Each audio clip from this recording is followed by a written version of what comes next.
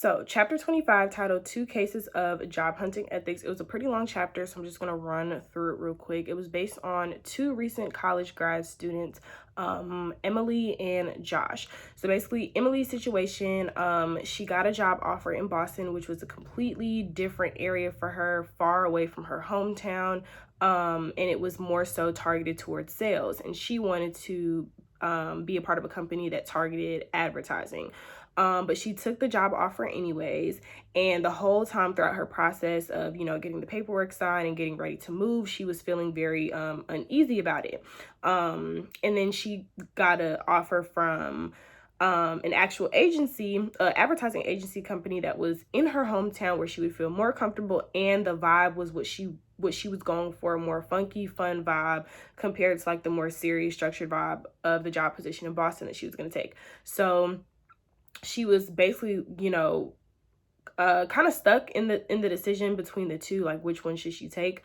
And she, confided in a person who helped her through her hiring process for the job position in Boston. And that person told her, if you really don't want to take it, like, don't take it, but at the same time, like, don't burn your bridges. But after, a long thought process, she eventually took the job in her hometown that targeted towards the advertising, and she loved it a lot better. Everything was fine. Everything worked out. She did have a couple of like what ifs, like what if she did go to Boston? How would that have changed her life in a different way? But she sees herself fit at the job that she is now.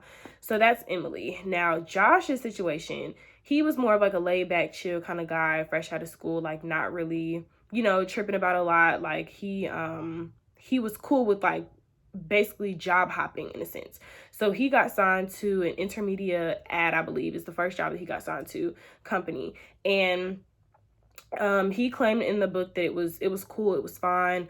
But he took it very quickly, not really like thinking on his feet, before he decided to take it. So then maybe like 2 weeks into the job, he got another job offer from a company whose salary was way more competitive compared to the salary that he was making currently. And they wanted to offer him a job on the spot. Now, the current job that he had, somebody basically, or not somebody, but people were like really gunning for him, like to get that job. Like they went through a lot for him to get this position. So for him to like just leave it and hop onto the next one that quick would have been like unethical. So he decided to reach out to his professor, talk to his professor from college, talk to his professor and see what his professor would say. His professor advised him to wait it out, the job that he's currently in, wait it out for like 6 months to a year, because it could potentially, get better. Granted, he was only in it for 2 weeks. That's not a lot of time. And granted, 2 weeks is like just training period. So his advisor recommended for him to wait it out. And he said, okay, like I will. I haven't gotten contacted officially from the other job yet, so I'm just gonna see what follows. So eventually he got contacted like in the next few days, and the next few days after that he ended up taking the position,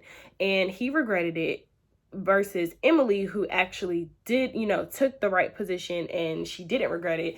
Josh regretted it. He wishes that he would have stayed in the company that he was in.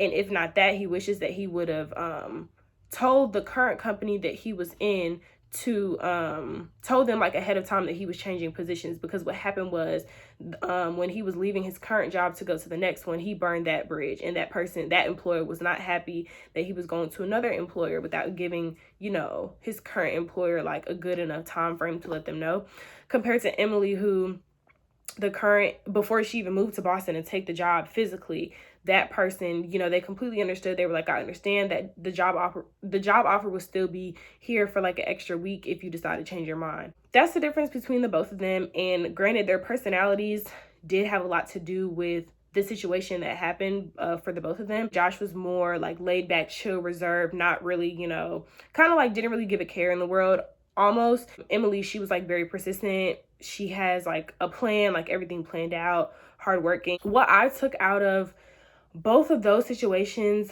are, it really depends, like college leading up to what you plan to do after college. It really depends on like how structured you are right now. And that's why I try to be personally very like structured. I try to write out a to-do list like every week for the week for each class, what I have to do, get it all done by minimum Friday.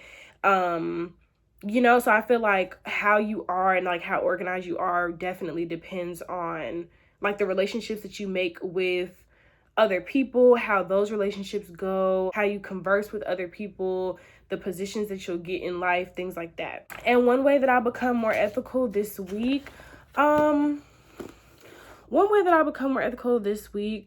really just keeping these stories in mind, because this was a very interesting chapter to read and just hearing like from their different perspectives.